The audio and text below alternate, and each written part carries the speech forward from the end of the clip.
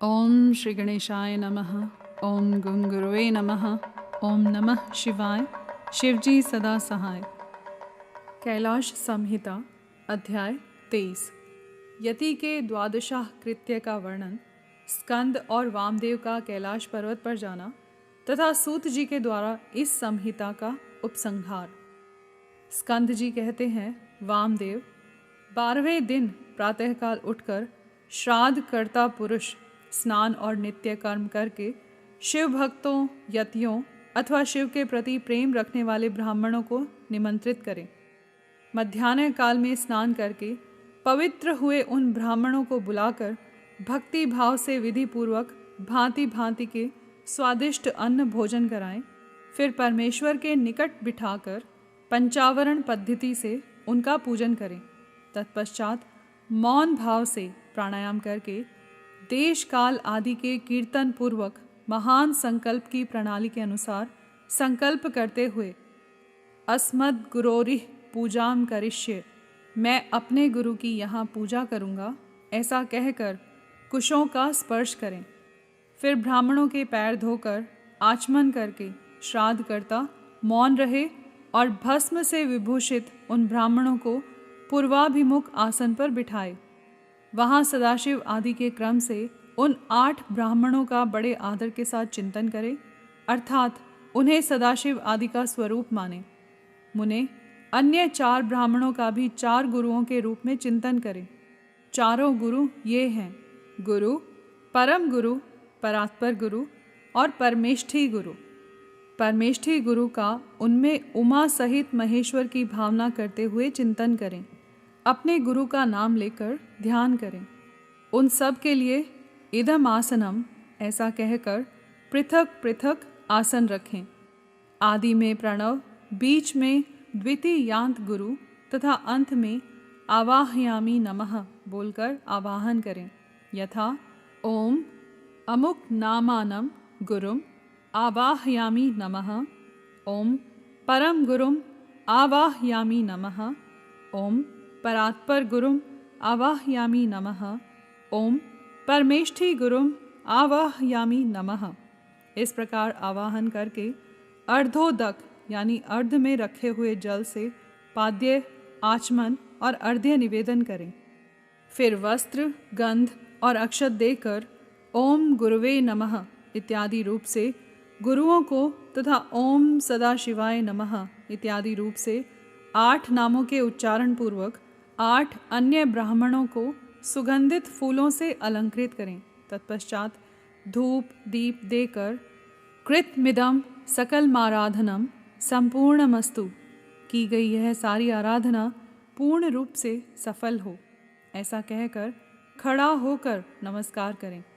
इसके बाद केले के पत्तों को पात्र रूप में बिछाकर जल से शुद्ध करके उन पर शुद्ध अन्न, खीर, पुआ, दाल और साग आदि व्यंजन परोसकर केले के फल, नारियल और गुड़ भी रखें। पात्रों को रखने के लिए आसन भी अलग अलग दें। उन आसनों का क्रमशः प्रोक्षण करके उन्हें यथास्थान रखें। फिर भोजन पात्र का भी प्रोक्षण एवं अभिषेक करके हाथ से उसका स्पर्श करते हुए कहें, विष्णु हव्यमिदम रक्षसव, हे विष्णु इस हविष्य को आप सुरक्षित रखें। फिर उठकर उन ब्राह्मणों को पीने के लिए जल देकर उनसे इस प्रकार प्रार्थना करें, सदाशिवादयो में प्रीता वरदा भवन्तु, सदाशिव आदि मुझ पर प्रसन्न हों, अभीष्ट वर देने वाले हों। इसके बाद ये देवा आदि मंत्र का उच्चारण करके अक्षत सहित इस अन्न का त्याग करें। फिर नमस्कार करके उठें और सर्वत्र कृतमस्तु ऐसा कहकर ब्राह्मणों को संतुष्ट करके गणानाम त्वा इस मंत्र का पहले पाठ करके चारों वेदों के आदि मंत्रों का, रुद्राध्याय का, चमकाध्याय का, रुद्र सूक्त का तथा सद्यो जातादि 5 ब्रह्म मंत्रों का पाठ करें। ब्राह्मण भोजन के अंत में भी यथासंभव मंत्र बोलें और अक्षत छोड़ें। फिर आचमन आदि जल दें। हाथ, पैर और मुंह धोने के लिए भी जल अर्पित करें। आचमन के पश्चात सब ब्राह्मणों को सुखपूर्वक आसनों पर बिठाकर शुद्ध जल देने के अनंतर मुख शुद्धि के लिए यथोचित कपूर आदि से युक्त तांबुल अर्पित करें। फिर दक्षिणा, चरण पादुका, आसन, छाता, व्यजन, चौकी और बांस की छड़ी देकर परिक्रमा और नमस्कार के द्वारा उन ब्राह्मणों को संतुष्ट करें तथा उनसे आशीर्वाद लें।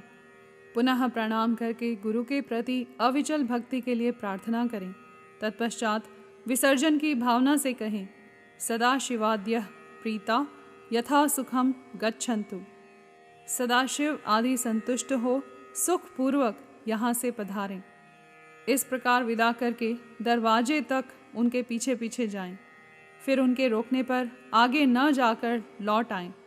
लौटकर द्वार पर बैठे हुए ब्राह्मणों, बंधुजनों, दीनों और अनाथों के साथ स्वयं भी भोजन करके सुखपूर्वक रहें।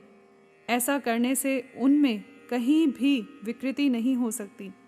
यह सब सत्य है और बारंबार सत्य है। इस प्रकार प्रति वर्ष गुरु की उत्तम आराधना करने वाला शिष्य इस लोक में महान भोगों का उपभोग करके अंत में शिवलोक को प्राप्त कर लेता है। मुने, यह साक्षात भगवान शिव का कहा हुआ उत्तम रहस्य है, जो वेदांत के सिद्धांत से निश्चित किया गया है। तुमने मुझसे जो कुछ सुना है उसे विद्वान पुरुष तुम्हारा ही मत कहेंगे।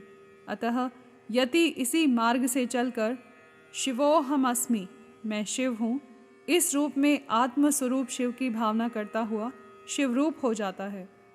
सूत जी कहते हैं, इस प्रकार मुनीश्वर वामदेव को उपदेश देकर दिव्य ज्ञानदाता गुरु देवेश्वर कार्तिकेय पिता माता के सर्वदेव वंदित चरणारविंदों का चिंतन करते हुए अनेक शिखरों से आवृत शोभाशाली एवं परम आश्चर्यमय कैलाश शिखर को चले गए। श्रेष्ठ शिष्यों सहित वामदेव भी मयूर वाहन कार्तिकेय को प्रणाम करके शीघ्र ही परम अद्भुत कैलाश शिखर पर जा पहुँचे और महादेव जी के निकट जा उन्होंने उमा सहित महेश्वर के माया नाशक मोक्षदायक चरणों का दर्शन किया। फिर भक्ति भाव से अपना सारा अंग भगवान शिव को समर्पित करके वे शरीर की सुधि भुलाकर उनके निकट दंड की भांति पड़ गए और बारंबार उठकर नमस्कार करने लगे। तत्पश्चात उन्होंने भांति भांति के स्तोत्रों द्वारा, जो वेदों और आगमों के रस से पूर्ण थे, जगदम्बा और पुत्र सहित परमेश्वर शिव का स्तवन किया। इसके बाद देवी पार्वती और महादेव जी के चरणारविंद को अपने मस्तक पर रखकर उनका पूर्ण अनुग्रह प्राप्त करके वे वहीं सुखपूर्वक रहने लगे। तुम सभी ऋषि भी इसी प्रकार प्रणव के अर्थभूत महेश्वर का तथा वेदों के गोपनीय रहस्य, वेद सर्वस्व और मोक्षदायक तारक मंत्र ओमकार का ज्ञान प्राप्त करके यहीं सुख से रहो तथा विश्वनाथ जी के चरणों में सायुज्य रूपा अनुपम एवं उत्तम मुक्ति का चिंतन किया करो। अब मैं गुरुदेव की सेवा के लिए बद्रिकाश्रम तीर्थ को जाऊंगा। तुम्हें फिर मेरे साथ संभाषण का एवं सत्संग का अवसर प्राप्त हो। यहाँ पर अध्याय 23 समाप्त हुआ। साथ ही कैलाश संहिता भी संपूर्ण हुई। कर्पूर गौरम करुणावतारम संसार सारम भुजगेंद्रहारम सदा वसंतम हृदयारविंदे भवम भवानी सहितं नमामि।